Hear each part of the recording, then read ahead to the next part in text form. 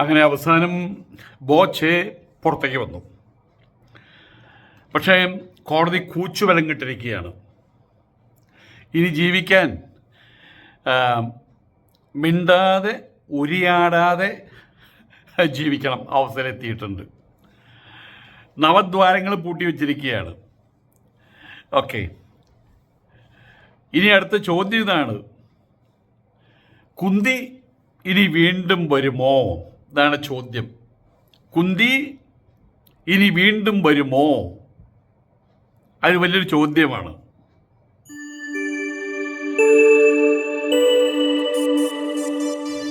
നമസ്കാരം. അങ്ങനെ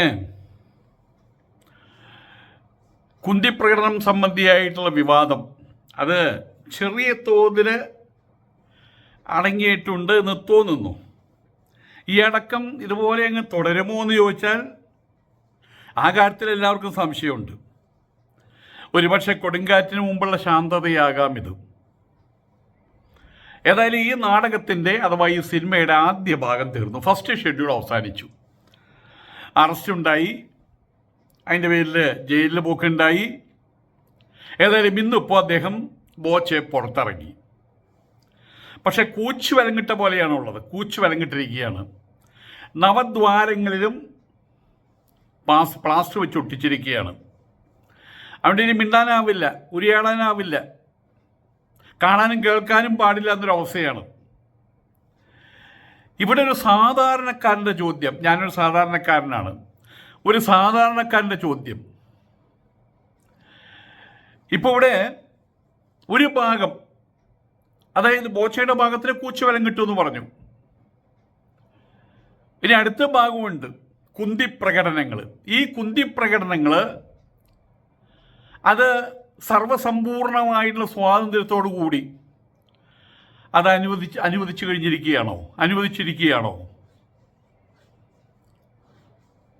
ഇത് വലിയൊരു ചോദ്യമാണ്. പക്ഷേ അത് അനുവദനീയമല്ല എന്ന് പറയാൻ കോടതിക്ക് കഴിയില്ല. കാരണം നിയമം.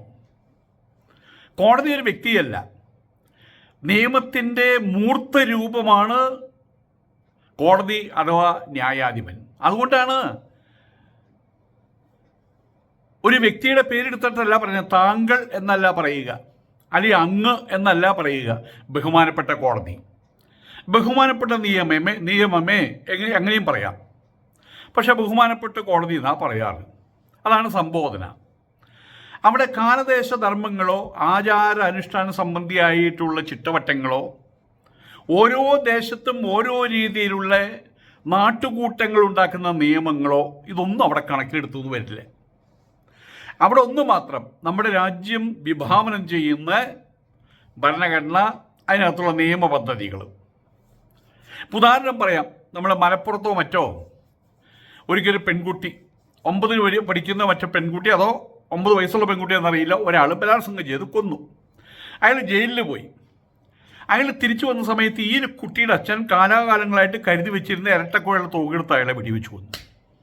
എന്താ നിങ്ങളുടെ അഭിപ്രായം? ഒരു നാട്ടുകൂട്ടമാണ് എന്താ പറയുക, നന്നായുള്ളൂ, നമുക്ക് അയാൾക്കൊരു പൂച്ചണ്ട് കൊടുക്കാമെന്ന് പറയും. പക്ഷേ കോടതിക്ക് അത് അംഗീകരിക്കാൻ പറ്റില്ല. ഏത് കാരണവശാലാണെങ്കിലും, ഏത് ധാർമ്മിക രോഷം പൂണ്ടിട്ടാണെങ്കിലും, അത് ഏതൊരു മനോനിലയിലാണെങ്കിൽ പോലും ചെയ്തത് തെറ്റാണ്. എങ്കിൽ പോലും വലിയ ശിക്ഷ കൊടുക്കാതെ ചെറിയ ശിക്ഷ കൊടുത്തു എന്നാണ് ഞാൻ അറിഞ്ഞത്. അപ്പം ആയതുകൊണ്ട് തന്നെ അതൊരു കുറ്റമായിട്ടാണ് കോടതി കാണുക. അപ്രകാരം ചിന്തിക്കുന്ന സമയത്ത് വെറും ബിക്കിനിയിട്ട് നടക്കുന്ന ഒരു കുന്തി, അവളുടെ യോനി ഭാഗവും മുലക്കണ്ണുകൾ, ബ്രസ്റ്റ്, മാറിടവും മാത്രം മറച്ചാൽ മതി. അങ്ങനെ മറച്ചു വരുന്ന ഒരു പെൺകുട്ടിയോട് ഇത് ശരിയല്ല, ഇത് നാണക്കേടാണത്, മാന്യമായിട്ട് വസ്ത്രം ധരിക്കൂ എന്ന് കോടതിക്ക് പറയാൻ കഴിയില്ല. കാരണം നാണം മറയ്ക്കണം എന്ന് മാത്രമേ നിയമം പറയുന്നുള്ളൂ. അപ്പം എന്ത് ചെയ്യണം? ഗുഹ്യഭാഗം മറയ്ക്കണം, മാറിടം മറയ്ക്കണം. അത് വെച്ച് സ്ത്രീകൾക്ക് പുറത്തിറങ്ങാം എന്നർത്ഥം. പക്ഷേ സമൂഹത്തിനൊരു നിയമമുണ്ട്, സമൂഹത്തിൻ്റെതായിട്ടുള്ള ചിട്ടവട്ടമുണ്ട്, അതുപ്രകാരമുള്ളൊരു നിലപാടുണ്ട്.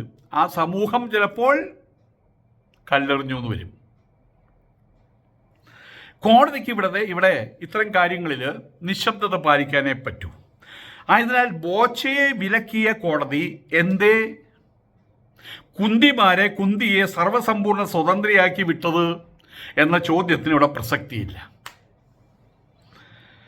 പിന്നെ ഞാനിപ്പോൾ മനസ്സിലാക്കിയ മറ്റൊരു കാര്യം, ഇപ്പോഴത്തെ സാഹചര്യത്തിൽ ഈ കുന്തിക്ക് ഇനി ഏതെങ്കിലും ഒരു മൂലയിൽ പോയിട്ട് ഒതുങ്ങാനേ കഴിയൂ. അതാണ് ഞാൻ മനസ്സിലാക്കുന്നത്. ഇനി ഈ കുന്തിയെ വിളിച്ച് ഉദ്ഘാടനം നടത്താൻ ഒരു വ്യക്തിയും ഒരു വ്യവസായിയും ഒരു സംസ്ഥാപനവും തയ്യാറല്ല. കാരണം എന്താണ്? വേലിയിൽ കിടക്കുന്ന പാമ്പിനെ പിടിച്ച് ആരും കോണത്തിനകത്ത് കയറ്റി വെക്കാറില്ലല്ലോ, കാക്കൂട്ടിൽ കയറ്റി വെക്കാറില്ലല്ലോ. കുന്തിയെ വിളിക്കുക കഴിഞ്ഞാൽ അത് വയ്യാവേലിയായിട്ട് മാറുന്നവർക്ക് മനസ്സിലായിട്ടുണ്ട്. കാരണം അതുകൊണ്ട് വിളിച്ചവർ തന്നെ പ്രോഗ്രാം ക്യാൻസലാക്കുകയാണ്. ഇങ്ങനൊരു പാർട്ടി വന്നു കഴിഞ്ഞാൽ ആര് ഏത് രീതിയിൽ എപ്രകാരം പ്രതികരിക്കുന്നു പറയാൻ പറ്റില്ല. ഏത് വാക്കിനും ദ്വയാർത്ഥം കാണാം. നമ്മളൊരു പെൺകുട്ടി വഴിക്കൂടെ നടന്നു പോണ സമയത്ത് ആ കുട്ടി എങ്ങനെയുണ്ട്? ആ കുട്ടി കൊള്ളാം. അവിടെ നമ്മൾ വളരെ പോസിറ്റീവായിട്ടാണ് കൊള്ളാം. അതേസമയത്ത് ആ കുട്ടിയെക്കുറിച്ച് എന്താ നിങ്ങളെ അഭിപ്രായം? കൊള്ളാം. അതിൻ്റെ അർത്ഥം എന്താ? എഴുതി വയ്ക്കുമ്പോൾ കൊള്ളാം, അത്രയേ ഉള്ളൂ. പക്ഷെ എൻ്റെ ടോൺ ചേഞ്ചിങ് അതെനിക്ക് തോന്നുകയാണ് എന്നെ കളിയാക്കിയതാ. ആരാൾ മുഖത്ത് പോയിട്ട് തന്ത ഇങ്ങനെ ചിരിക്കുന്നത്, തന്തൊരാക്കിച്ചിരിക്കുന്ന പ്രശ്നമായി. അതുപോലെ എന്തെങ്കിലും പറഞ്ഞു കഴിഞ്ഞാൽ ആ വാക്കിന് ദ്വയാർത്ഥം കാണാൻ അത് ഓരോരുത്തരുടെ മനസ്സിലുള്ള കൽപ്പനകൾക്കനുസരിച്ചിരിക്കും. അപ്പം ആയതുകൊണ്ട് തന്നെ ഇനിയുള്ള കാലഘട്ടത്തിൽ ഇങ്ങനെയുള്ള ആളുകളെ വിളിച്ച് ഒരു വയ്യാവേലി അതെടുത്ത് തലയിൽ വെക്കാൻ ആരും ഇവിടെ തയ്യാറാവില്ല. സിനിമക്കാർ അവർ തുടക്കത്തിൽ വെറുതെ ഒരു വാക്ക് പറഞ്ഞു, പിന്തുണ. മുങ്ങാൻ പോകുന്ന ആളുകൾക്ക് മറ്റുള്ളവരെ കൂട്ടത്തിൽ പിടിച്ച് മുക്കാനേ കഴിയുള്ളൂ. എൻ്റെ കുട്ടിക്കാലത്ത് കുളിക്കാൻ പോകേണ്ട ഒരു പട്ടിരകടവ് എന്നൊരു കടവുണ്ടായിരുന്നു പണ്ട് തൃക്കൂര്. അപ്പോൾ അവിടെ എൻ്റെ പ്രായത്തിലുള്ളൊരു പയ്യൻ, അവൻ പെട്ടെന്ന് ആ വെള്ളത്തിലേക്ക് എടുത്ത് ചാടി. ഒഴുക്കുള്ള വെള്ളമാണ്. അവൻ എന്തിനാണ് കൊച്ചുകുട്ടിയാണ്. ഉടനെ തന്നെ അവൻ്റെ അമ്മൂമ്മ അവനെ പിടിക്കാൻ വേണ്ടി എടുത്താടി ആ അമ്മൂമ്മ കെട്ടിപ്പിടിച്ചു. അവനൊരു 10 വയസ്സൊക്കെ ഉണ്ടാവും. ആ കെട്ടിപ്പിടിച്ചപ്പോൾ എന്തായി, അമ്മൂമ്മ അടക്കം താഴാൻ പോവുക. അപ്പോഴേ ആരോ പിടിച്ചു വലിച്ചു കയറ്റി, അത്രയേ ഉള്ളൂ. അവന് വലിയ സമുദ്രമൊന്നും അല്ലല്ലോ. അപ്പോൾ പറഞ്ഞു വരുന്നത്, മുങ്ങാൻ പോകുന്ന ആളുകൾക്ക് മറ്റുള്ളവരെ മുക്കാനേ കഴിയുള്ളൂ, പിടിച്ചു ഉയർത്താൻ കഴിയില്ല. ആയതുകൊണ്ട് തന്നെ അമ്മ എന്ന സിനിമക്കാരുടെ സങ്കേതത്തിൻ്റെ പിന്തുണയ്ക്ക് ഒരു വിലയും ഇപ്പോഴത്തെ സാഹചര്യത്തിലില്ല. ഉണ്ടായിരുന്ന സാഹചര്യത്തിൽ അവർ ഒരിക്കൽ പോലും അവരുടെ കീഴാദികൾ സ്ത്രീജനങ്ങളെ അവർ ഒരിക്കൽ പോലും ഒരു പിന്തുണയും കൊടുത്തിട്ടില്ല. അത് വേറൊരു കാര്യം. അതിനിടയിൽ ഇപ്പോൾ കുരു പോലെ ഉണ്ണി മൂന്നൻ്റെ രാജി, പണ്ട് അതിലൊരു ഒരു മെമ്പർഷിപ്പ് കിട്ടാൻ, അതിൻ്റെ കമ്മിറ്റിയിൽ കയറാനൊക്കെ വലിയ രൂപത്തിൽ ഇവിടെ മന്ത്രിമാരാകാനും താക്കോൽ സ്ഥാനം കിട്ടാനും വേണ്ടിയിട്ട് ഉള്ള പരിപാടികൾക്ക് അപ്പുറമായിരുന്നു സിനിമാക്കാരുടെ ഇടയിലുള്ള അതിൻ്റെ സ്ഥാനമാനങ്ങൾക്ക് വേണ്ടിയിട്ട്. അത് പുല്ല് പോലെ വലിച്ചെറിഞ്ഞു. ഇയാൾ മറ്റേ ഉണ്ണി മുകുന്ദൻ. അയാൾ പറഞ്ഞ് എനിക്ക് വേറെ ജോലിയുണ്ടെന്ന്. അതായത് ഇപ്പോൾ അവിടെ ഇരിക്കുന്നവർക്ക് വലിയ ജോലിയൊന്നുമില്ല എന്നർത്ഥം. അതല്ലേ വരുന്നത്. അപ്പോൾ ഒരു വിലയും നിലയുമില്ലാത്തൊരമ്മ. അപ്പോൾ അതിൻ്റെ കാര്യം നമുക്ക് വിടാം. ആയതുകൊണ്ട് തന്നെ ഈ കുന്തി ഇപ്പോൾ നടുക്കടലിലാണ്. ഒരു കരയിലും അടുക്കാൻ കഴിയുന്നില്ല. ഈ സാഹചര്യത്തിലാണ് ജയിലിൽ പോയിട്ടുള്ള ബോബി ചെമ്മണ്ണൂർ പുറത്തിറങ്ങിയിട്ടുള്ളത്. ഇനിയും അയാളെ പുറത്തിറക്കാൻ വൈകിക്കഴിഞ്ഞാൽ കേരളത്തിൽ അങ്ങ് മുതൽ ഇങ്ങ് വരെ ഇപ്പോൾ 2-3 ദിവസമായിട്ട് പലയിടത്തും മുഴങ്ങിക്കേട്ട ശബ്ദം ഒരു കടലിരുമ്പം പോലെ ബോച്ചേ ബോച്ചേ ബോച്ചേ ബോച്ചേ. സ്ത്രീജനങ്ങളാണ് വിളിച്ചതിൽ ഏറ്റവും കൂടുതൽ. അദ്ദേഹത്തെ അവർക്ക് ഇഷ്ടപ്പെടുന്നുണ്ട്. അവിടെയും ഇവിടെയും കേട്ട ആ ഒരു ഇരുമ്പൽ അത് കേരളം മുഴുവൻ ഒരു കടലിരുമ്പമായിട്ട് മാറിയ തന്നെ.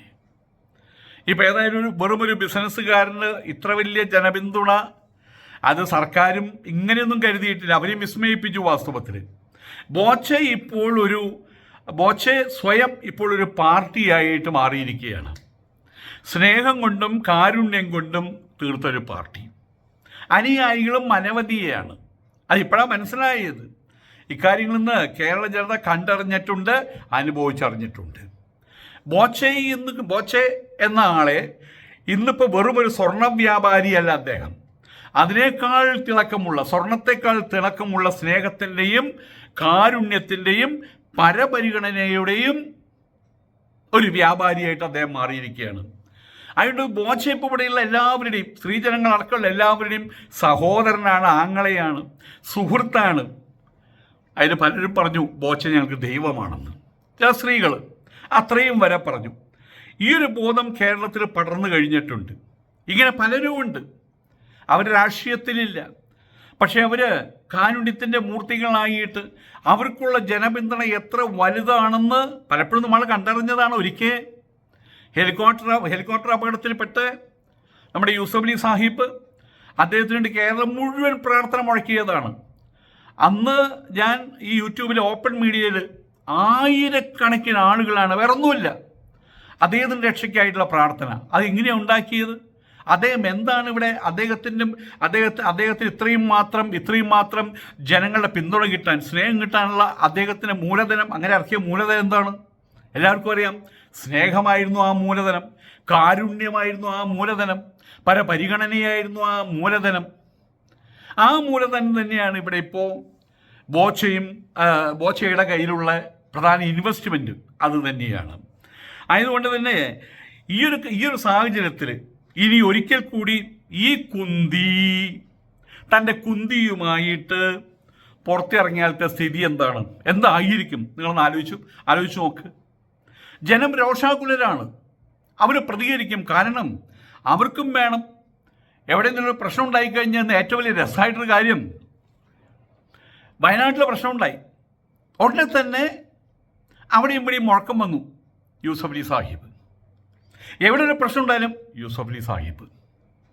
അങ്ങനെ അതായത് ജനം അയ്യോ നമ്മുടെ സർക്കാർ എന്നല്ല പറയുന്നത്, ഇങ്ങനെയുള്ള പുണ്യാത്മാക്കളായിട്ടുള്ള വ്യക്തികളുടെ പേരാണ് ആദ്യം ഉയർന്നു വരുന്നത്. അങ്ങനെയുള്ള ആളുകളോട് അസൂയ, പൗശന്യം, പോര് തോന്നി അവരെ അമർച്ച ചെയ്യാൻ, അവരുടെ പ്രവൃത്തികളെ സപ്രസ് ചെയ്യാൻ വേണ്ടിയിട്ട് ഇങ്ങനെയുള്ള ഭരണകൂടം വരുന്ന സമയത്ത് ആളുകൾ സ്വാഭാവികമായിട്ട് രോഷാകുലരാകും. ആ ഭരണകൂടത്തോട് വരെ രോഷാകുലരാകും, പ്രത്യേകിച്ച് യുവജനം. ഇവിടെ കഴിഞ്ഞ ഒരു 10-15 ദിവസം മുൻപ് സാക്ഷാൽ മുഖ്യമന്ത്രി പിണറായി വിജയൻ പങ്കെടുത്തൊരു ഹാളിലെ പരിപാടിയാണ്, അല്ലാണ്ട് പബ്ലിക്കായിട്ട് 10,000 പേര് കൂടിയ സ്ഥലത്തല്ല. അവിടെ വെച്ചൊരു പയ്യൻ അദ്ദേഹത്തെ കൂക്കി വിളിച്ചു. ആലോചിച്ച് നോക്കണം. അങ്ങനെ തൻ്റെ ഉള്ളിലുള്ള വികാരം ആ സമയവും സാഹചര്യം നോക്കാതെ പ്രകടിപ്പിച്ച ഒരു യുവത, ആ യുവതയുടെ പ്രതിനിധിയാണ് അവൻ. അത് ആർക്ക് നേരെയാണത്? പിണറായി വിജയൻ എന്നുള്ള പേര് കേട്ടതന്നെ പലരോട് വറയ്ക്കും. പിന്നെ ആ സ്ഥലത്ത് ഡിവൈഎഫ്ഐക്കാരുണ്ട്, കമ്മ്യൂണിസ്റ്റുകാരുണ്ട്, ഇവരെല്ലാവരും ഉണ്ട്. അവരെല്ലാവരും കൂടിയിട്ട് നമ്മളുടെ ഇടത്താളം കൊട്ട ഇവനെ നടുവിലെടുത്ത് രണ്ട് ഭാഗത്ത് ഇങ്ങനെ അതവനറിയാം. എങ്കിൽ പോലും പ്രതികരിച്ചു. അതാണ് ഇവിടുത്തെ യുവത. മുഖ്യധാര ജീവിതത്തിലേക്ക്, അഥവാ ജീവിതത്തിൻ്റെ മുഖ്യധാരയിലേക്ക് ഇനിയും എത്തിയിട്ടില്ലാത്ത യുവത എങ്ങനെ പ്രതികരിക്കുമെന്ന് അറിയാൻ പറ്റില്ല. അവർ കൂക്കി വിളിക്കും, അവർ കയ്യിൽ കിട്ടിയത് വലിച്ചെറിയും. മാത്രമല്ല, ഇങ്ങനെയുള്ള കുന്തിമാർ വന്നു കഴിഞ്ഞാൽ ദ്വയാർത്ഥ പ്രയോഗങ്ങളുടെ പെരുമഴയുണ്ടാകും. ഞാനിവിടെ പറഞ്ഞൊരു കാര്യമുണ്ട്. ജീവിതത്തിൻ്റെ മുഖ്യധാര എന്ന് പറഞ്ഞത് മുഖ്യധാര ജീവിതം എന്നല്ല, ജീവിതത്തിൻ്റെ മുഖ്യധാര. കല്യാണം കഴിച്ചത്, അതാണ് ഞാൻ ഉദ്ദേശിക്കുന്നത്. കല്യാണം കഴിച്ചു കഴിഞ്ഞാൽ അവന് BP കൂടും. BP എന്ന് പറഞ്ഞാൽ ഭാര്യയെ പേടി. അത് സ്വാഭാവികമാണ്. എന്തൊരു കാര്യത്തിൽ ഇറങ്ങുന്ന സമയത്ത് ഭാര്യ പറഞ്ഞു, നിങ്ങൾ എവിടേക്കാണ് പോണേ? നിങ്ങളിപ്പോൾ അവിടേക്കാണോ പോണേ? വെറുതെ വേണ്ട കേട്ടോ, വെറുതെ വേണ്ട, അതിനും ചെന്ന് ഇടപെടണ്ട. പിന്നെ കേസാവും, പിന്നെ പോലീസാവും, പിന്നെ കോടതിയാവും. ഇതുപോലെ ദൈവം ചെയ്ത ആ കാര്യത്തിലേക്ക് എന്ന് പറയുന്ന ഒരു പെണ്ണ് പിന്നാലെ മുമ്പ് കാലുമ്പോൾ ചേന കെട്ടി വെച്ച പോലെയാണ്. ആ ചേന വലിച്ചുകൊണ്ട് വേണം നടക്കാൻ. മുമ്പ് സുഖമായിട്ട് നടന്ന ആൾ പിന്നെ ഇപ്പോൾ ചേനയും കിട്ടി പറ്റുക. അപ്പോൾ അവർക്കൊന്നും ചെയ്യാൻ കഴിയില്ല. അതാണ് ജീവിതത്തിൻ്റെ മുഖ്യധാര എന്ന് പറയുന്നത്. അപ്പം അതില്ലാത്ത വലിയൊരു സമൂഹം ഇവിടെയുണ്ട്. അവരെ സംബന്ധിച്ചിടത്തോളം അവരെന്തിനാണ് ഭയപ്പെടുന്നത്? ആ പോലീസ് കേസ് ആയിക്കോട്ടെ, ജയില് ആയിക്കോട്ടെ, കോടതി ആയിക്കോട്ടെ, വെള്ളക്കാരാണ്, അങ്ങനെ കൂട്ടം ആൾക്കാർ ഇവിടെയുണ്ട്. അത് നമ്മൾ അതിന് അങ്ങനെ ഇല്ലെന്ന് പറയാൻ പറ്റില്ലല്ലോ. അങ്ങനെ ഉണ്ടാകരുത് എന്ന് കൽപ്പിക്കാൻ പറ്റില്ല. അത് ദൈവത്തിനെ കൽപ്പിക്കാൻ പറ്റുള്ളൂ. അപ്പോൾ ഇവിടെ ദ്വയാർത്ഥം ഇനിയും ഈ കുന്തിപ്രകടനത്തിനായിട്ട് എവിടെയും വന്നു കഴിഞ്ഞാൽ, പൊതു സ്ഥലത്ത് വന്നു കഴിഞ്ഞാൽ കുക്കിവിളി ഉണ്ടാവും, കല്ലേറുണ്ടാകും, കിട്ടിയത് മുഴുവൻ പിടിച്ചെറിയും, ദ്വയാർത്ഥ പ്രയോഗങ്ങളുടെ തന്നെ പെരുമഴയുണ്ടാകും. നമ്മളൊരു കാര്യം മനസ്സിലാക്കണം. ഭയങ്കരമായ പുക, ഇപ്പോൾ ലോസ് ആഞ്ചലസിലെ പോലെ ഭയങ്കരമായിട്ട് പുക. ആ പുകയെ നമുക്ക് കിടത്താൻ കഴിയില്ല. പുകയുടെ കാരണം എന്താണ്? പുക കാര്യമാണെങ്കിൽ അതിൻ്റെ കാരണം എന്താണ്? തീയാണ് കിടത്തേണ്ടത്. അതിൻ്റെ പുക കെടുത്തി കഴിഞ്ഞാൽ കാര്യമില്ലാതായി കഴിഞ്ഞാൽ കാരണമില്ലാതാവുന്നില്ല. കുടം നശിച്ചാൽ മണ്ണില്ലാതാവുന്നില്ല. കാര്യം നശിച്ചാൽ കാരണമില്ലാതാകുന്നില്ല. ആയതുകൊണ്ട് പുക കെടുത്തുക ആരും ചെയ്യാറുണ്ട്. പുക കെടുത്തുന്ന പരിപാടി തീയാണ് കെടുത്താൻ ശ്രമിക്കുക. അപ്പം തീയുണ്ടെങ്കിൽ പുകയുണ്ടാകും. ഇവിടെ ഈ പ്രശ്നമുണ്ടായതിൻ്റെ മൂലകാരണം എന്താണ്? അതാണ് നമ്മൾ കണ്ടെത്തേണ്ടത്. ഒരു കുന്തി തന്നെ കുന്തി പ്രദർശിപ്പിച്ച് നീങ്ങുമ്പോൾ കണ്ടു നിൽക്കുന്ന ആളുകൾ പല അഭിപ്രായങ്ങളും പറയും. അതാണ് ഇവിടെ കാരണമായത്. അതിൻ്റെ പേരിലാണ് ഈ പ്രശ്നങ്ങൾ ഇവിടെ ഉണ്ടായത്. ആയതുകൊണ്ട് തന്നെ അത്തരം പ്രവണത, സമൂഹത്തിൻ്റെ ചില നിയമങ്ങൾ അതിനെ മാനിക്കണം. ആ സമൂഹത്തിൻ്റെ നിയമങ്ങളെ മാനിക്കാതിരിക്കുന്ന പ്രവണതയെയും കോടതി തന്നെ ചോദ്യം ചെയ്യണം. ഇന്ത്യക്കൊരു നിയമമുണ്ട്, നമുക്കൊരു നിയമമുണ്ട്. എങ്കിൽ പോലും നാട്ടുകൂട്ടം എന്നൊന്നുണ്ട്, നാട്ടിലെ കാരണവന്മാരുണ്ട്. അവർ ചില വിധികൾ പുറപ്പെടുവിക്കും. ഈ ചക്കൻ ശരിയല്ലെന്ന് പറഞ്ഞു കഴിഞ്ഞാൽ നാട്ടുകാരവരെ മാറ്റി നിർത്തും. ഈ പെണ്ണുണ്ടല്ലോ ശരിയല്ലെന്ന് പറഞ്ഞാൽ അവളുടെ ഭാവി, ആളെ ചക്കൻ കാണാൻ വരും, കല്യാണം നടക്കണം, ഇതൊക്കെ വരുന്ന സമയത്ത് അവർ പറയും, കാരണം അവരെ അപ്പുറത്തെ വീട്ടിലെ ശ്യാമള എങ്ങനെയുണ്ട്, ദയവ് ഇതെന്നോട് ചോദിക്കണ്ട, എന്നോട് ആ കാര്യം ചോദിക്കണ്ട, ഈ രക്തത്തിൽ എനിക്ക് പങ്കില്ല, ഇവിടെ തിരിച്ചു പോവില്ലേ? അപ്പം ആയതുകൊണ്ട് തന്നെ സമൂഹത്തിൻ്റെ ഒരു നിയമം എന്നൊന്നുണ്ട്. അതിനെ മാനിക്കേണ്ടത് ഓരോ വ്യക്തിയുടെയും ചുമതലയാണ്.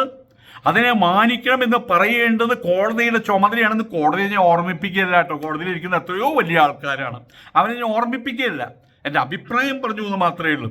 അതുകൊണ്ട് ബഹുമാനപ്പെട്ട കോടതിയിൽ ഒരു കാരണവശാലും എൻ്റെ കഴുത്തിൽ കയറിടരുത്. ഇട്ട് ഞാനൊന്നും ചെയ്യില്ല. ആ കയറ് ഊരിക്കളയാൻ എനിക്ക് പറ്റില്ലല്ലോ. അപ്പോൾ അതിൻ്റെ വഴിക്ക് നിൽക്കും, അതെന്തോ ആകട്ടെ. ഏതായാലും ഇത്ര ഏറ്റവും രസമല്ല, ഇത്ര നാളും പുരാണ ഇതിഹാസങ്ങൾ അവിടെ ആരാണ്ടായിരുന്നു? ശ്രീകൃഷ്ണനായിരുന്നു പ്രേം നസീർ സൂപ്പർ സ്റ്റാർ, അല്ലെങ്കിൽ ശ്രീരാമനായിരുന്നു സൂപ്പർ സ്റ്റാർ. ആ കൂടുതൽ അർജുനും ഭീമനൊക്കെയും വിടും. പക്ഷെ കുന്തിയെക്കുറിച്ച് ആരും ചിന്തിച്ചിട്ടില്ല വലിയ കാര്യമായിട്ട്. സീതയെക്കുറിച്ചും പാഞ്ചാലിയെക്കുറിച്ചും ചിന്തിച്ചിട്ടുണ്ടെങ്കിലും കുന്തിയെക്കുറിച്ചൊന്നും പലർക്കും അറിയില്ല. എന്നോട് പലരും, പ്രത്യേക മുസ്ലിം സുഹൃത്തുക്കൾ എന്നോട് ചോദിച്ചു, ആരായി കുന്തി? പേര് കേൾക്കുമ്പോൾ നല്ല സുന്ദരിയാണ് തോന്നുന്നത്, പേരിലല്ല സൗന്ദര്യം ഇരിക്കുന്നത്. അപ്പം മമ്മൂട്ടി എന്നുള്ള പേര് പണ്ടൊക്കെ മമ്മൂട്ടി പറഞ്ഞാൽ മോശപ്പേരാ ആണ്, യൂജിൻ എന്നൊക്കെ പേരിട്ടത്. പക്ഷെ ഇപ്പം മമ്മൂട്ടി എന്നുള്ള പേര് കേൾക്കുമ്പോൾ തന്നെ നമ്മുടെ മനസ്സിൽ സൗന്ദര്യത്തിന് നിറകൂട രൂപമാണ് നമ്മുടെ മനസ്സിൽ വരുന്നത്. പേരിന് പ്രാധാന്യമില്ല. അപ്പോൾ പലർക്കും അറിയില്ലായിരുന്നു. ഏതായാലും ഇത്ര നാളും പുരാണ ഇതിഹാസങ്ങളുടെ അന്തരാളത്തിൽ ആവൃതമായിട്ട് കിടന്നിരുന്ന കുന്തി ഇപ്പോൾ നമ്മുടെ മലയാളികൾക്കിടയിൽ പുനരവതരിച്ചിരിക്കുകയാണ്. ആയതുകൊണ്ട് തന്നെ നോട്ട് ദ പോയിന്റ് നമ്മുടെ അയ്യപ്പ ബൈജു പറഞ്ഞല്ലേ, നോട്ട് ദ പോയിന്റ്. ഇനിയും ഈ കുന്തി അല്ലെങ്കിൽ വേറൊരു കുന്തി തൻ്റെ കുന്തിയും കാണിച്ച് പൊതുസ്ഥലത്തെത്തുമോ? ഇതൊരു ചോദ്യമല്ലേ? ഇനിയും ഏതെങ്കിലും ഒരു കുന്തി തൻ്റെ കുന്തിയും കാണിച്ച് പൊതുസ്ഥലത്തെത്തും തോന്നുന്നുണ്ടോ? അതിനുള്ള ധൈര്യം കാണിക്കുമെന്ന് തോന്നുന്നുണ്ടോ? ഈ കുന്തി പ്രവണതയെ കോടതിക്കോ നിയമത്തിനോ ചോദ്യം ചെയ്യാനാവില്ല, വിലക്കാനാവില്ല. അവർക്ക് നിയമത്തിൻ്റെ ഉള്ളിൽ നിന്നിട്ടേ അവർക്ക് സംസാരിക്കാൻ പറ്റുള്ളൂ. അവിടെ ധാർമ്മികമായ നിയമം എന്നൊരു നിയമം അവിടെ ഇല്ല. നാട്ടുകൂട്ടത്തിൻ്റെ നിയമം, അവിടുത്തെ ആചാരങ്ങൾ, അനുഷ്ഠാനങ്ങൾ, അവരുടെ നിലപാടുകൾ, അതനുബന്ധിയായിട്ടുള്ള നിയമമൊന്നും അവർ കോടതിക്കതൊന്നും സംരക്ഷിക്കാനാവില്ല. ആയതുകൊണ്ട് തന്നെ ഇത്തരം കാര്യങ്ങൾ കോടതി വിലക്കാൻ പറ്റില്ല. ഞാൻ നാണം മറച്ചിട്ടുണ്ട്, ഓക്കെ, ഇനി കോടതിക്കൊന്നും പറയാനില്ല ഇവിടെ. എന്നാൽ ജനസഹസ്രത്തിനൊരു ഒരു കോടതിയുണ്ട്. നാട്ടുകൂട്ടം, അവർക്കൊരു നിയമമുണ്ട്. അത് പ്രകാരം കുന്തിപ്രകടനം തെറ്റാണ്, കുന്തിപ്രകടനം ശിക്ഷാർഹമാണ്. ആയതിനാൽ ഇനിയും കുന്തികൾ വന്ന് പൊതുസ്ഥലത്ത് കുന്തിപ്രകടനങ്ങൾ നടത്തിക്കഴിഞ്ഞാൽ പൊതുജനത്തിൻ്റെ ഭാഗത്ത് നിന്ന് ശിക്ഷാവിധികൾ ഉണ്ടാകും. ആർക്കെ തടയാൻ പറ്റുക? കോടതി അവരങ്ങനെ ചെയ്തു കഴിഞ്ഞാൽ കോടതിക്ക് അവരെ ശിക്ഷിക്കാമെന്നല്ലാതെ ഇങ്ങനെ ഉണ്ടാവാൻ പാടില്ല എന്ന് പറയാൻ പറ്റൂ. ഈ നാട്ടിൽ ഇനി കൊലപാതകങ്ങൾ ഉണ്ടാവില്ല എന്ന് കൊലപാതകങ്ങൾ ഉണ്ടാകാൻ പാടില്ലെന്ന് പറയാൻ പറ്റുമോ? കൊലപാതകങ്ങളുണ്ടായി അവർ ശിക്ഷിക്കാനല്ലേ പറ്റുള്ളൂ കോടതിക്ക്. ആയതുകൊണ്ട് തന്നെ പൊതുജനത്തിൻ്റെ ഭാഗത്തുനിന്ന് ചിലപ്പോൾ ശിക്ഷാവിധി സ്പോട്ടിൽ വെച്ചുണ്ടാകും. അത് കേരള സമൂഹത്തിൻ്റെ മുന്നോട്ടുള്ള ഗമനം, അതിന് സുഖകരമല്ലാത്തൊരവസ്ഥ, സുഖകരമല്ലാത്തൊരു തടസ്സമായിരിക്കും അതൊക്കെ ഉണ്ടാക്കി അത് സംജാതമാക്കുക പ്രവണത. അങ്ങനെ ഒരു സാഹചര്യം ഇനിയും ഇവിടെ ഉണ്ടാകുമോ? ഇതാണ് ഇപ്പോൾ ഏറ്റവും വലിയ ചോദ്യം. അങ്ങനെ ഒരു സാഹചര്യം ഇവിടെ ഉണ്ടാകുമോ? ഞാൻ മനസ്സിലാക്കിയിടത്തോളം ഈ കുന്തി പ്രകടനവുമായിട്ട്, ഈ കുന്തി മാത്രമല്ല കുന്തി പ്രകടനങ്ങളുമായിട്ട് പുറത്തിറങ്ങില്ല എന്നാണ് കേട്ടത്. കാരണം വെറുതെ പുറത്തിറങ്ങിയിട്ട് കാര്യമില്ലല്ലോ, പുറത്തിറങ്ങുന്നത് പൈസയ്ക്ക് വേണ്ടിയിട്ടാണല്ലോ. അത് സെറ്റ് സാരി എടുത്ത് വന്നു കഴിഞ്ഞാൽ ഒരു കൊച്ചാണന്മാർ പുറത്തേക്ക് വരാൻ പോകുന്നില്ലല്ലോ കാണാൻ വേണ്ടിയിട്ട്. ആയതുകൊണ്ട് തന്നെ ഇനിയിപ്പോൾ ഇവിടെ 16 മുഴം ചാലി എടുത്തിട്ട് നമ്മുടെ തമിഴ്നാട് പരദേശി ബ്രാഹ്മണന്മാർ, നമ്മൾ പട്ടന്മാരെന്ന് പറയില്ലേ, അവർ 16 മുഴം ചാലി എടുത്തിട്ട് വന്നു കഴിഞ്ഞാൽ ആര് കാണാൻ? ആയതുകൊണ്ട് തന്നെ കുന്തിപ്രകടനത്തിന് മാത്രമേ ആളെ കിട്ടുള്ളൂ. അതിനാണെങ്കിൽ പുറത്തിറങ്ങി കഴിഞ്ഞാൽ അപകടമാണെന്ന് അവർക്ക് മനസ്സിലായിട്ടുണ്ട്. എല്ലാവരും പണത്തിന് വേണ്ടിയിട്ടാണല്ലോ. അപ്പോൾ കുന്തി പ്രകടനം അതിനി ആർക്കോട് വേണ്ട, കുന്തിയെ ആർക്കും വേണ്ട. അക്കാര്യം അങ്ങനെയാണ്. അതിനിടയിലാണ് ഇനി വേറൊരു കാര്യം. കുന്തി പ്രകടനം ഇനിയിപ്പം ഒരു വയ്യാവിനെടുത്ത് ചൊക്കാൻ ആരും തയ്യാറില്ല. സിനിമാ രംഗത്ത് വരെ വേണ്ട. കാരണം അതിനെന്താ കാരണം? അഭിനയം അറിയില്ല. മറ്റേ നമ്മൾ പണ്ടിവിടെ പി ജാനണി മാഷുടെ നാടക ട്രൂപ്പ് ഉണ്ടായിരുന്നു, PJ തിയേറ്റേഴ്സ് മറ്റുമാണ്. അവിടെ ഏതെങ്കിലും ചില പറയും നമുക്കൊരു പെൺകഥാപാത്രം ചെയ്യാൻ വേണ്ടി ഒരു പെണ്ണിനെ വേണമുള്ളൂ. അപ്പോൾ ആരും ഒരു പെണ്ണിനെ അവിടെ ഹാജരാക്കുന്നത് ഈ പെണ്ണിൻ്റെ സ്ഥലത്ത് അഭിനയിച്ചതാണ്. അത് 2-3 ഡയലോഗ് പറയാം. ഡയലോഗ് പറഞ്ഞാൽ ഉടനെ തന്നെ പറയും, നിന്റെ മോന്തായം, നിന്റെ മുലയും തുടയും, അതല്ല ഞങ്ങൾക്ക് വേണ്ടത്, മുഖത്ത് അഭിനയം വരണം, കടന്നു പോകരുത്. ബട്ട് അയാൾ പെട്ടെന്ന് ദേഷ്യപ്പെടുന്ന ഒരാളാണ് അതുകൊണ്ടിൽ. അതുകൊണ്ട് MT വാസുദേവൻ നായർ പറഞ്ഞത്, ഈ വേഷം അങ്ങേക്ക് പറ്റിയതാണ്, അങ്ങോട്ട് ചെയ്തു കൊള്ളുക, ഞാൻ ഡയറക്റ്റ് ചെയ്യാൻ വരുന്നില്ല. കാരണം പി ജാനിയാണ്, ചിലപ്പോൾ മുമ്പിൽ കിട്ടുന്നത് MT ആണെന്ന് പോലും അങ്ങനെ നോക്കില്ല. അപ്പം ആയതുകൊണ്ട് പറഞ്ഞു വരുന്നത്, ഇവിടെ ഈ കുന്തിയെ സംബന്ധിച്ചിടത്തോളം ശരീരം കൊണ്ടുള്ള ഇളക്കം അത് കാണിച്ചുകൊണ്ടാണ്, നിങ്ങൾക്ക് എല്ലാവർക്കും അറിയാമല്ലോ, അതിനി പറ്റില്ല എന്നായിട്ടുണ്ട്. ഇനി ഒരിക്കൽ കൂടി ഇങ്ങനെ വേഷം കെട്ടി വന്നു കഴിഞ്ഞാൽ നാട്ടുകാർ പ്രതികരിക്കും. ഏറ്റവും കുറഞ്ഞത് വെറുതെ അല്ല ബോച്ച ഏതൊക്കെയും പറഞ്ഞത് എന്ന് പറയും. ഇതിനെ നിയന്ത്രിക്കാൻ ഇവിടെ നിയമമില്ലേ എന്ന് ചോദിക്കും. ദ്വയാർത്ഥ പ്രയോഗങ്ങളുടെ കാര്യം പിന്നെ പറയേണ്ടതില്ല. അപ്പം ആയതുകൊണ്ട് തന്നെ അതങ്ങനെ അവസാനിച്ചു. ഇതിനിടയിൽ മറ്റൊരു കാര്യം കൂടിയുണ്ട്, രാഹുൽ ഈശ്വറിൻ്റെ കാര്യം. രാഹുൽ ഈശ്വർ അദ്ദേഹം അപ്പം തുടക്കം പോലെ ഈ സമയം വരെ നാളെ ഇതന്നെ ചെയ്യുന്ന പറഞ്ഞിട്ടുള്ളൂ. ഒറ്റ കാര്യം പറഞ്ഞുള്ളൂ, മാന്യമായിട്ട് വസ്ത്രം ധരിക്കണം. അപ്പം അദ്ദേഹത്തിൻ്റെ ഭാര്യ, ആ കുട്ടിയുടെ പേരെനിക്കറിയില്ല, ആ കുട്ടി വന്നിട്ട് എന്താ പറഞ്ഞിട്ടുള്ളത്? അദ്ദേഹത്തിൻ്റെ അഭിപ്രായം, ഒരു സ്ത്രീ സമൂഹത്തിൻ്റെ അഭിപ്രായമായിട്ട് പലരും പറഞ്ഞിട്ടുണ്ട്. പക്ഷേ എന്നാലും അദ്ദേഹത്തിൻ്റെ ഭാര്യ എല്ലാവരും അറിയാമെന്നുള്ളൂ ഞാൻ പറയുകയാണ്. അങ്ങനെ എന്താ പറഞ്ഞത്? മാന്യമായിട്ട് വസ്ത്രം ധരിച്ചില്ല. ഈ വേറെ കാര്യമുണ്ട്, മാന്യമായിട്ട് വസ്ത്രം ധരിച്ചാലും കണ്ടോ അവരുടെ വസ്ത്രം കണ്ടോ, ആഹാ. നമ്മുടെ ഗായികയുണ്ട് ഉഷാ ഉതുപ്പ് വന്ന് എല്ലാവരും പറയും, അവരുടെ വസ്ത്രധാരണം കണ്ടോ, അവരുടെ പ്രത്യേകതയാണ്. അവർ നന്നായിട്ട് വസ്ത്രം ധരിച്ച് സർവാഭരണ വിഭൂഷിതയായിട്ടാണ് വരിക. അപ്പം നന്നായിട്ട് വസ്ത്രം ധരിച്ച ആൾക്കാർ പറയും, എന്ത് മനോഹരമായിട്ടാണ് അവർ ആ സാരി ചുറ്റിയിട്ടുള്ളത്, അവർക്ക് ആ വസ്ത്രവിധാനം അവർക്ക് എന്ത് നല്ല രീതിയിൽ അടങ്ങുന്നത്. മഞ്ജു വാര്യർ, അല്ലെങ്കിൽ കാവ്യ മാധവൻപുരക്ക് എല്ലാവർക്കും. അതുപോലെ തന്നെ ഇങ്ങനെയുള്ള വേഷം, ഇങ്ങനെയുള്ള കുന്തിപ്രകടനം നടത്തിയാൽ അതിനും ആൾക്കാർ എന്ന് പറയും. അത് സ്വാഭാവികമാണ്. ഇതാണ് മറ്റേ രാഹുൽ ഈശ്വറിൻ്റെ പ്രിയ ഭക്തി പറഞ്ഞത്. അവർ പറഞ്ഞത് ശരിയല്ലേ? അവർ പറഞ്ഞത് ജനങ്ങളെന്ന് പറഞ്ഞ് ജനങ്ങൾക്ക് കണ്ണുണ്ട് കാണാൻ, പറയാൻ നാക്കുണ്ട്, ചിന്തിക്കാൻ ബുദ്ധിയുണ്ട്. ഇങ്ങനെ വേഷം കെട്ടി കിടക്കുന്ന ഒരാളെ കണ്ടു കഴിഞ്ഞാൽ പറയാം അയ്യേ എന്ന് പറയും. സ്വാഭാവികമാണ്. അത് അയാളെ പിടിക്കുക, അയാളെ പിടിച്ച ജയിലിലൂടെ ഞാൻ സ്ഥിതി എന്ന വാസ്തവത്തിൽ ഇവിടെ കണ്ണൂർ പോലെ കാസർഗോഡ് വരെയുള്ള സകല ബസ്സുകളും തീവണ്ടികളും ഇപ്പം അതിന് വേണ്ടി ഓടേണ്ടി വരില്ലേ, ഇങ്ങനെ ആളുകളെ പിടിക്കാനും കൊണ്ടിടാനും വേണ്ടിയിട്ട്. അപ്പം അതൊന്നും ശരിയല്ല. അപ്പം ഏതായാലും ഇവിടെ നമ്മൾ ഇതിൻ്റെ ഇടയിലാണ് രാഹുൽ ഈശ്വറിൻ്റെ കാര്യം. രാഹുൽ ഈശ്വറിനെ കുറിച്ച് ഇതുവരെ കേസ് എടുത്തിട്ടില്ല. ഞാനിപ്പോൾ ഇത് പറയുന്നതിന് മുമ്പ് TV ഞാൻ നോക്കി, TV-യിലും വാർത്തകളൊന്നും കേട്ടില്ല. അദ്ദേഹത്തിൻ്റെ പേര് കേസ് എടുക്കുകയോ കോടതിയിലെത്തുകയോ ഒന്നും ചെയ്തിട്ടില്ല. അതിന് ഒരു രൂപം ഇതുവരെ വന്നിട്ടില്ല. എന്നിട്ടും ചില ആളുകൾ സ്വഭാവമുണ്ട്, ചെറ്റേമ തട്ടി വഴക്കുണ്ടാക്കുക. നിങ്ങളത് കേട്ടിട്ടുണ്ടോ? ചെറ്റേമ തട്ടി വഴക്കുണ്ടാക്കുക. പണ്ട് ചെറ്റ എന്ന് പറഞ്ഞാൽ ഓലപ്പര എന്നാണ് ഉദ്ദേശിക്കുന്നത് കേട്ടോ. ഓല കൊണ്ടുള്ള വേലി, അതിനൊക്കെ ചെറ്റ എന്നാണ് പറയുക. ചെറ്റേമ തട്ടി വഴക്കുണ്ടാക്കുക. ചില ഊശാമ്പി തെരുവ് തണ്ടികളുണ്ട്, തെരുവ് ചട്ടമ്പികൾ. ഇവരുണ്ടാക്കുന്നത് തല്ലുണ്ടാക്കി കിട്ടുന്നവർക്കായിരിക്കും. അവർക്ക് എങ്ങനെയായാലും വൈകുന്നേരം ആകുമ്പോൾ ഇത്തിരി വേണം. ചിലർ പറയില്ല ഇന്നെന്താ വൈകുന്നേരം പരിപാടി എന്ന് പറഞ്ഞാൽ ഇവരെ പരിപാടി എന്താ വെച്ചാൽ 2 അടി ഇവർക്ക് കിട്ടണം. അപ്പം അതിന് ചെറ്റേമ തട്ടി വഴക്കുണ്ടാക്കുക എന്ന് പറയാം. അഥവാ ചൊറി മാന്തി അത് പുണ്ണാക്കുക. പുണ്ണിൻ്റെ മേലെ വീണ്ടും അത് കുഷ്ഠമാക്കി മാറ്റുന്നൊരു പരിപാടി. വനിതാ കമ്മീഷൻ പറയാതിരിക്കാൻ വയ്യ. ഈ ഒരു സംഭവത്തിൻ്റെ പേര് ഇങ്ങനൊരു പ്രശ്നം ഉണ്ടാകുമ്പോൾ ആ പ്രശ്നത്തെ ഒതുക്കി തീർക്കാൻ വേണ്ടിയിട്ടല്ലേ സംസ്ഥാപനങ്ങൾ മുന്നിട്ട് വരേണ്ടത്. അവരിപ്പോൾ പറയുന്നൊരു വാക്ക്, അവർ പറയാണ് വരൂ എല്ലാവരും വരുവിൻ രാഹുൽ ഈശ്വറിനെതിരെ കംപ്ലൈൻ്റ് ഉള്ളവർ വരുവിൻ, പരാതി നൽകുമെന്ന ജോലി കണ്ടിരിക്കുകയാണ് അവിടെ. ഞങ്ങൾ പരാതി എന്ന ഉടനെ ഞങ്ങൾ കേസെടുക്കാം. ഒന്ന് പരാതി തരും, ഇവർക്ക് അത്ര വലിയ ആഗ്രഹമാണ്. രാഹുൽ ഈശ്വറിൻ്റെ ഫോൺ നമ്പർ ആർക്കും അറിയാത്തത് അങ്ങനെ വിളിച്ചു പറയാം. രാഹുൽ ഈശ്വറെ, ഞങ്ങൾക്കൊരു മോഹമുണ്ട്, ഒരു സ്വപ്നമാണത്. ആ സ്വപ്നം ഒന്ന് പൂവണിഞ്ഞ് കാണാൻ ഞങ്ങൾക്ക് ആഗ്രഹമുണ്ട്. ഒന്ന് ജയിലിൽ പോയി കിടക്കും, ഒരു 2 ദിവസം മതി. ഒരു 2 ദിവസവും ജയിലിൽ പോയി കിടക്കും. ചിലപ്പോൾ അങ്ങനെ ചിലപ്പോൾ ജയിലിൽ പോയി അവിടെ ഇരുന്നിട്ട് അങ്ങനെ കാര്യങ്ങൾ എഴുതാനും പറയാനും അതൊരു എക്സ്പീരിയൻസ് ആണ്. അത് എക്സ്പീരിയൻസ് അങ്ങനെ പോകാൻ തയ്യാറാ. എന്തിനാ ഈ വളഞ്ഞ വഴി? വനിതാ കമ്മീഷൻ പറയുകയാണ്, ആരെങ്കിലും പരാതി ഉണ്ടോ? നിങ്ങൾക്ക് പരാതിയുണ്ടോ? എന്ത് പരിപാടിയാണ് ഇത്? ചെറ്റമ്മ തട്ടി വഴക്കുണ്ടാക്കുന്ന പരിപാടിയല്ലേ ഇത്? എരുതിയിൽ മറ്റേ നെയ്യൊഴിക്കുന്ന പരിപാടിയല്ലേ കാണിക്കുന്നത്? പ്രശ്നം രൂക്ഷമാക്കാനുള്ള പ്രചോദനമല്ലേ ഇവർ നൽകുന്നത്? ഇവിടെയാണ് പുരുഷൻ്റെ അനാഥത്വം, പുരുഷ സമൂഹത്തിൻ്റെ അനാഥത്വം, പുരുഷ സമൂഹത്തിൻ്റെ അരക്ഷിതാവസ്ഥ വെളിവാകുന്നത്.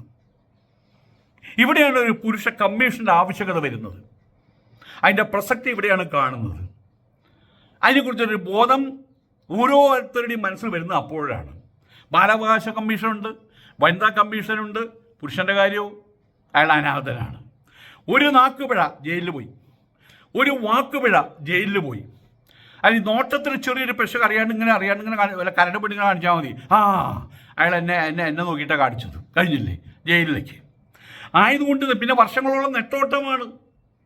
ടോണൊന്ന് ചേഞ്ച് ചെയ്യാതെ മുമ്പ് പറഞ്ഞാൽ കൊള്ളാം എന്ന് പറഞ്ഞു കഴിഞ്ഞാൽ അർത്ഥം മാറി. അപ്പം ആയതുകൊണ്ട് തന്നെ പല വാക്കുകൾ, പല നോട്ടങ്ങൾ അതിലേക്ക് വേറെ രൂപത്തിൽ പാഠാന്തരം വരുത്തി പറയാൻ പറ്റും. അപ്പം അങ്ങനെ വന്നു കഴിഞ്ഞാൽ ഒരൊറ്റ വാക്കിൻ്റെ ദൂരമേ ഉള്ളൂ അയാളുടെ വീട്ടിൽ നിന്ന് ജയിലിലേക്ക് പോകുന്നതിലേക്ക്. പേടിക്കാതിരിക്കൂ. ഏത് പുരുഷനാണ് പേടിക്കുക? ഇനി സൗഹൃദം പുതുക്കാൻ വേണ്ടിയിട്ട് അല്ലെങ്കിൽ പൊതുസ്ഥലത്ത് അല്ലെങ്കിൽ സിനിമാ തിയേറ്ററിൽ പോകുന്ന സമയത്ത് അവിടെ ഒരു പെണ്ണിരിക്കേണ്ട, അയ്യോ ഞാൻ ബാധിക്കില്ല, അല്ല ഇവിടെ വേറെ സീറ്റില്ല, എന്നാൽ ടിക്കറ്റ് കീറിക്കളഞ്ഞു, എനിക്ക് ആ ടിക്കറ്റിൻ്റെ പൈസ വേണ്ട, അതാണ് ഞാൻ സിനിമ കാണാനില്ല. ഒരു സ്ത്രീയുടെ അപ്പുറത്തിരുന്ന് അറിയാണ്ട് ഇയാൾ ഉറക്കം മുട്ടി കഴിഞ്ഞാൽ പിന്നെ കാണുന്ന ജയിലിലായിരിക്കും. അതല്ലേ ഇവിടുത്തെ സ്ഥിതി. ഉത്തരേന്ത്യ പല കാര്യങ്ങളിലും വളരെ മോശമെന്ന് പറയും. പക്ഷേ ഈ ഒരു കാര്യത്തിൽ ബസ്സിൽ സഞ്ചരിക്കുമ്പോൾ അവർ പറയും ബൈറ്റോ ഇതര ബൈറ്റോ ഞാൻ ബൈറ്റില്ല. അപ്പോൾ അവർക്ക് മനസ്സിലായി കേരളീയനാണ്. കേരളീയൻ അങ്ങനെയാണ്. സ്ത്രീകളിരിക്കുന്ന സീറ്റിൽ പുരുഷനെ ഇരുന്ന് കഴിഞ്ഞാൽ തൂക്കിക്കൊല്ലാൻ വിധിക്കുമെന്ന് എഴുതി വെച്ചിട്ടുള്ള ഏത് ബസ് എവിടെ? അങ്ങനെ ഒരു രാജ്യം ലോകത്തിൽ എവിടെയുണ്ട്? പുരുഷനിരിക്കുന്ന സീറ്റിൽ സ്ത്രീകളിരുന്നാൽ തൂക്കിക്കൊല്ലും എന്ന് പറഞ്ഞിട്ട് എഴുതി വെച്ചിട്ടില്ല എല്ലായിടത്തും. എത്ര മോശമാണത്. നമ്മളെവിടെയാണ് നിൽക്കുന്നത് കേരളം? അപ്പം ഏതായാലും വർഷങ്ങളോളം നെട്ടോട്ടം കോടതി പോലീസ് സ്റ്റേഷനായിട്ട് ആയതിനാൽ പുരുഷന്മാർക്കും വേണം ഒരു സുരക്ഷ. അതിന് വെറും സുരക്ഷ പുരുഷന്മാരായിട്ട് ഉണ്ടാക്കിയിട്ട് കാര്യമില്ല. അങ്ങനെ പലയിടത്തും പല സംഘടനകളൊക്കെ ഉണ്ടായിട്ടുണ്ട്. പക്ഷേ അതിന് ഒരു നിയമപരമായിട്ടുള്ള ഭരണഘടനാപരമായിട്ടുള്ള സംവിധാനം തന്നെ ഉണ്ടാകണം, വനിതാ കമ്മീഷൻ പോലെ. അതല്ലെങ്കിൽ പുരുഷന്മാരുടെ സംരക്ഷണം വനിതകൾക്കൊരു പ്രശ്നം ഉണ്ടായാൽ വനിതാ കമ്മീഷനിൽ പോകാം. പുരുഷനൊരു പ്രശ്നം ഉണ്ടായില്ലേ ഏത് കമ്മീഷനിലാണ് പോവുക? കമ്മീഷനും കൊണ്ടുപോകേണ്ടി വരും, കമ്മീഷൻ. അപ്പം ആയതുകൊണ്ട് തന്നെ പുരുഷന്മാരുടെ സുരക്ഷയ്ക്ക് പുരുഷന്മാരുടെ ഒരു കമ്മീഷൻ വേണം. അങ്ങനെ ഒരു സംവിധാനം ഇല്ലെങ്കിൽ പുരുഷന്മാരുടെ സംരക്ഷണം നോട്ട് ദ പോയിന്റ്. ബജു ഇപ്പം പറഞ്ഞ പോലെ നോട്ട് ദ പോയിന്റ്. പുരുഷന്മാരുടെ സംരക്ഷണം പുരുഷ സമൂഹം സ്വയം ഏറ്റെടുക്കും. നീതിയില്ലെങ്കിൽ നീ തീയാകുക കേട്ടിട്ടുണ്ടല്ലോ. അത് പുരുഷ സമൂഹമാണ് ആ രീതിയിലായി മാറിയെച്ചാൽ കേരളം തലകുത്തി നിൽക്കേണ്ടി വരും. അതുണ്ടാവാതിരിക്കട്ടെ. നമസ്കാരം.